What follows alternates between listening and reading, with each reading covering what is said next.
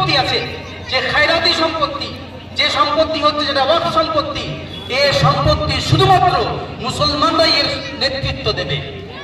আজকে যে ওয়াকফ বিল এসেছে, এই বিল ভারতের সংবিধানের সঙ্গে সাংঘর্ষিক, সংবিধানকে উল্লঙ্ঘন করেছে, সংবিধানের বিরোধিতা করেছে বলে আজকে আমাদেরকে পথে নামতে বাধ্য হয়েছি। আমরা পথে নামতে বাধ্য হয়েছি শুধুমাত্র আমাদের ধর্মীয় জজ্বা নিয়ে নয়। আমরা এই দেশকে ভালোবাসি, আমরা এই দেশের সন্তান। আমাদের পূর্বপুরুষেরা এই দেশের জন্য জান দিয়েছেন, রক্ত দিয়েছেন, মাল দিয়েছেন। এই অর্থের সম্পত্তি 6.5 কোটি একর জমি, 6.5 লক্ষ একর জমি। এই 6.5 লক্ষ একর জমি সাচার কমিশনের রিপোর্ট মোতাবেক এতে কি আছে আপনি চিন্তা করুন। এতে কি শুধু মাদ্রাসা, শুধু মসজিদ? না, এতে মন্দিরও আছে, এতে অনাথ আশ্রমও আছে, এতে হসপিটালও আছে, এতে অনেক খেলার গ্রাউন্ডও আছে, এতে বিভিন্ন রকম সমাজ কল্যাণ কাজের মাধ্যম দিয়ে হয়।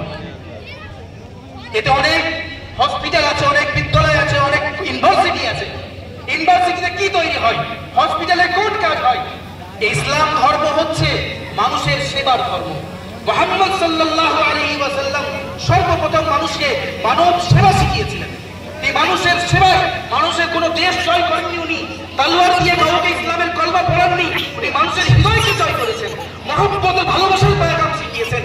ক্ষুধার্তকে খানা খাওয়ানোর নাম হচ্ছে ইসলাম, পিপাসুকে পানি পান করানোর নাম ইসলাম, এতিমের মাথায় হাত রাখার নাম হচ্ছে ইসলাম, বিধবার পাশে দাঁড়ানোর নাম হচ্ছে ইসলাম।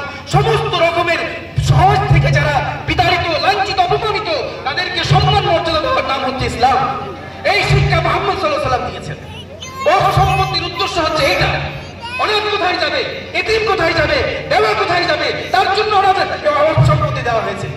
আজকে দেশের স্বৈরাচারী সরকার তারা চায় যে ওয়াকফ সম্পত্তি মুসলমানদের হাত থেকে ছিনিয়ে নিয়ে আমরা এই সম্পত্তি দিয়ে আদানি আম্বানিদের আপ্যায়ন করব। এটা কোনো মতেই হতে